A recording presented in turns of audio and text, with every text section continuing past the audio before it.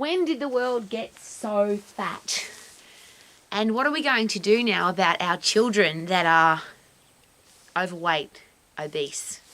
A large number of them. It makes me very, very sad. This is probably one of the most controversial questions that I'll ever ask because I have no children.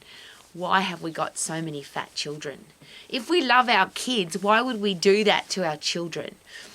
I have 5 puppy dogs, and the SPCA would come and get me or take my dogs away from me if my dogs were morbidly obese. The vet shares with me that they have so many dogs that come in that are overweight. That makes me incredibly sad. When you're overweight, you don't feel good. You don't have enough energy. You can't move around fast. You can't live your life at top quality. You can't live your life to the max, which is why I would never do that to my dogs. So as parents, I always ask, how can you do that to your children? And I hear this a lot, but it's our genetics and it's our cultural background, and there's something wrong with the gene pool in our family, or my kid's got... This makes me really sad because regardless of your genetics or your gene pool or whatever's going on inside your body, yes, you can have a large number of fat cells, but they don't have to be full.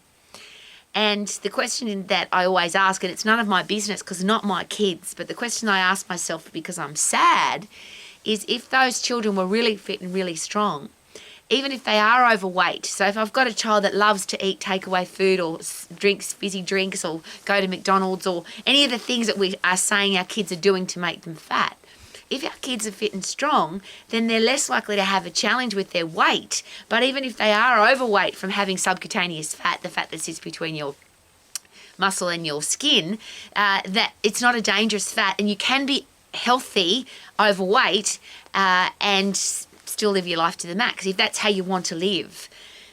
In my experience, and I've been doing this for a very long time, there are very few people, however, who are overweight, who are carrying excess body fat, who are really happy about it. And most people want to get rid of it. But when it comes to our kids, because adults can do whatever you want. Adults can eat, drink, be fat, be diseased, be sick, doesn't matter. But what about our kids? And that's the thing with my puppy dogs. If I don't look after my dogs, the SPC will take them away because I'm obviously not a responsible dog owner. What about parents? Our kids are at a distinct disadvantage if they are overweight because if they're unhealthy, then they can't do the things that kids love to do. So we've now got children with coronary heart disease, type 2 diabetes, osteoporosis, which is supposed to be an old person's bone thinning disease. Type 2 diabetes used to be called age onset diabetes because old fat people got type 2 diabetes. When they got old, they got fat, and so their blood sugar levels were too high and they got type 2 diabetes. Now we have children with type 2 diabetes, or the precursors of type 2 diabetes. Their hearts aren't working properly, their bones are weak, they're depressed. We've got the highest rate of depression medication being prescribed ever in the history of ever to our children. I think that's wrong. I don't know about you, and if you're a parent, I hope that you think that's wrong. But what makes me really perplexed is how many parents don't do anything themselves and then either expect their children to be involved in sport or exercise or go to the gym. Surely we have to be the living, breathing example. I get great pleasure and great joy out of participating in sport and exercise with children and being fitter and stronger than them. I should be because I'm an old lady, so I've had lots more experience of getting fitter and stronger.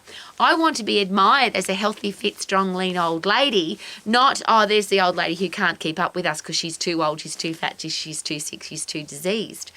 And they're not even my children. I would hate it if I had children and my kids said to their friends, oh, my mum or dad can't come and play or do sport or do martial arts or go dancing or go on holidays because they're too fat, too sick, too weak and too diseased.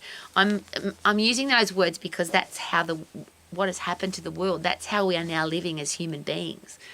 I have a great responsibility. I have 5 rescue dogs and I have to be vetted to get the dogs. So the SPCA or the rescue societies check that I'm going to be a respectful and kind and honourable dog owner, and that I'm going to look after my dogs. So they check the fencing, they check the kind of food we're going to give our dogs. They ask us all these big long list of personal questions to make sure that we're going to be responsible dog owners. And I'm not a parent. Surely, and maybe that's the answer. If you're going to have children, there should be a list of things that you have to qualify to become a parent, so that we all know that the children that are coming into the world are going to be looked after, and they're not going to be fat, sick, weak, and diseased, which is exactly what's happening to so many of our kids parents now. We're now in a position in the world where being overweight, being sick, being diseased, being depressed has become normal. Because in the Western world, we have more than 50% of our kids with those horrible diseases. And once it's more than 50%, it just becomes normal. At our house, it's not a joke, but we try and laugh because otherwise we'd cry. When I went to school, there was one fat kid in my class. Came in, my gorgeous husband said the same thing. We can even remember their names because it was so unusual to have a fat kid in the class. It was just unusual. And what's really interesting, when we go back and remember those people, they also had fat parents. Now, you can say that's genetics, but I have a very sad story about that. Friends of mine from America, grandma, mum, daughter, and then granddaughter, all born at a normal weight and all very normal sizes. Even the little girl, the granddaughter, all very normal sizes, until they won an enormous amount of money, and then food became a celebration, I suppose. I can't understand it because all of these women got morbidly obese. Grandma, daughter, granddaughter, and now great-grandchildren, all overweight. And not just overweight where they feel, I'm a bit squidgy, but morbidly obese, so that their weight is affecting their health, is affecting the way they live their life. You would look at that family and say, oh, they've obviously got genetics that are predetermining them to be fat, and it's just not true. They just ate too much and stopped moving.